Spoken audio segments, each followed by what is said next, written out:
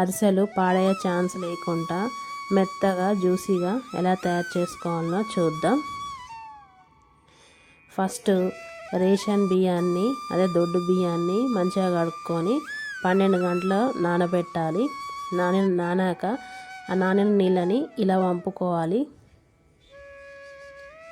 వంపుకున్నాక ఒక పొడి బట్ట తీసుకొని అందులో తడి బియ్యాన్ని ఇలా వేసుకొని అట్లా ఒక అర్ధగంట గంట సేపు పక్కన పెట్టుకోవాలి. మరీ ఎండబెట్టుకోవద్దు బియ్యాన్ని. తడి అందులో ఉన్న వాటర్ కిందికి వచ్చేదాకా వేసుకోవాలి బట్టని.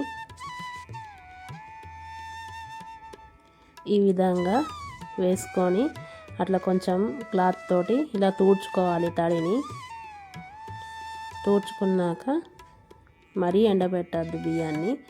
తూడ్చుకున్నాక ఇందులో ఒక క్యాన్లో పోసుకొని గిర్నీలో పిండి పట్టించుకోవాలి.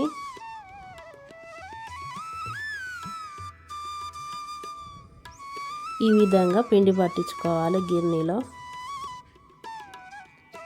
తర్వాత 2 కిలోల బియ్యానికి 1.5 కిలో బెల్లం తీసుకున్నాను. అందులో ఒక గ్లాస్ నీళ్లు పోసుకొని బెల్లాన్ని కరిగించుకోవాలి.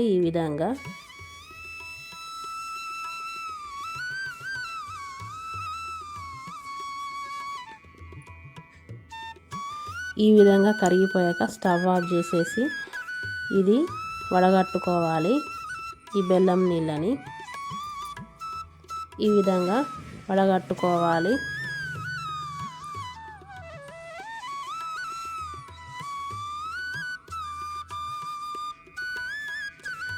ఈ విధంగా వడగట్టుకొని తర్వాత ఈ తడిపిండిని అదే మన గిన్నెలో పట్టించుకున్న పిండిని ఇలా జల్లించుకోవాలి. ఏదైనా నూక కానీ డస్ట్ కానీ ఉంటే బయటికి వస్తుంది. ఇలా జల్లించుకొని పక్కన పెట్టుకొని ఇప్పుడు ఇందాక వడగట్టుకున్న బెల్లం నీళ్ళని పాకం వచ్చేదాకా ఉడికించుకోవాలి. ఈ విధంగా ఇందులో ఆవు నెయ్యి వేసుకోవాలి. ఎంత ఆవు నెయ్యి వేస్తే అంత ఫ్లేవర్ వస్తుంది, అంత టేస్ట్ వస్తుంది అరిసెకి.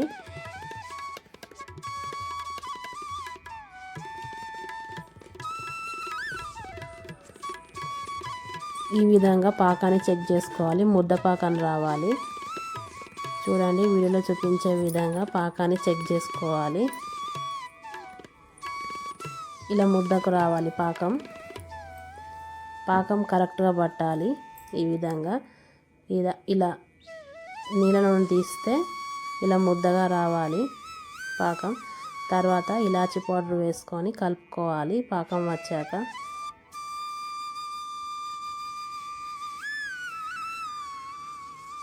స్టవ్ ఆఫ్ చేసేసి స్టవ్ నుండి దించుకొని కింద పెట్టి ఈ తడిపిండిని కొంచెం కొంచెంగా పోస్తూ కలుపుకోవాలి ఉండలు లేకుండా. ఈ పనికి 2 ఉండాలి, ఒకరితో కాదు ఈ పని.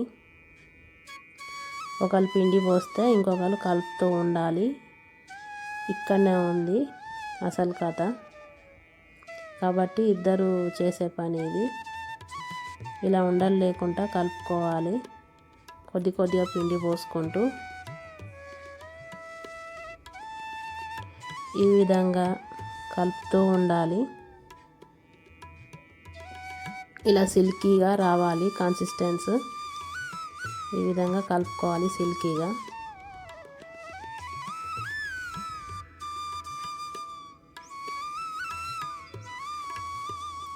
కొంచెం లైట్గా లూజ్ అయినా కానీ ఇలా కలుపుకొని పక్కన పెట్టుకొని కొద్దిగా అయినాక చేసుకోవచ్చు అరిసెలు. పిండి గట్టిగానే పడుతుంది.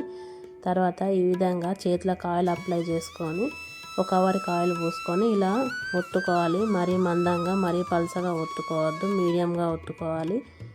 నూనె వేడయ్యాక ఇలా వేసుకొని స్టవ్ మంట తక్కువ పెట్టుకొని కాల్చుకోవాలి. లేకపోతే మాడిపోయి లోపల పిండి ఉడకదు. చూడండి ఈ విధంగా అరిసెలు పొంగుతూ వస్తాయి. ఈ విధంగా కాలాక ఆయిల్ నుండి తీసేసుకోవాలి. తర్వాత అరిసెలో ఉన్న ఎక్స్ట్రా ఆయిల్ని తీసేయడానికి ఇలా ఒత్తుకోవాలి అరిసెప్పని. కొంచెం అరిసెలు ఆయిల్ ఎక్కువగా పీలుస్తాయి కాబట్టి ఇలా ఒత్తుకుంటే అందులో ఉన్న ఎక్స్ట్రా ఆయిల్ బయటకు వస్తుంది, మంచిగా ఉంటుంది తినేటప్పుడు కూడా. మళ్ళీ ఇష్టం ఉన్న వాళ్ళైతే నువ్వుల అరిసెలు ఈ విధంగా చేసుకోవచ్చు. అదే పిండితో నువ్వులు ఇలా అద్దుకొని ఉండకు ఇలా నువ్వులు అద్దుకొని ఒత్తుకోవాలి. చేతికి ఆయిల్ పోసుకొని ఈ విధంగా మీడియంగా ఒత్తుకోవాలి. మరీ పల్చగా మరీ మందంగా ఒత్తుకోవద్దు.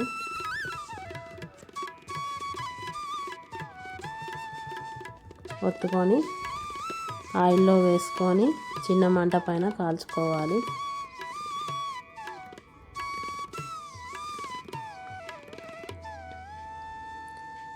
మంట పెద్దగా పెడితే లోపల పిండి ఉడకదు. ఇలా కాల్చుకొని తిప్పుకోవాలి.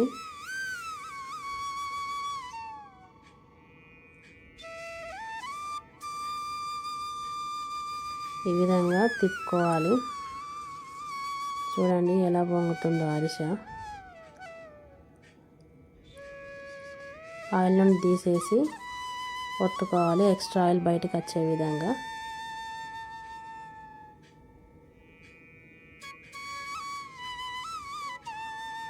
ఈ విధంగా ఒత్తుకోవాలి.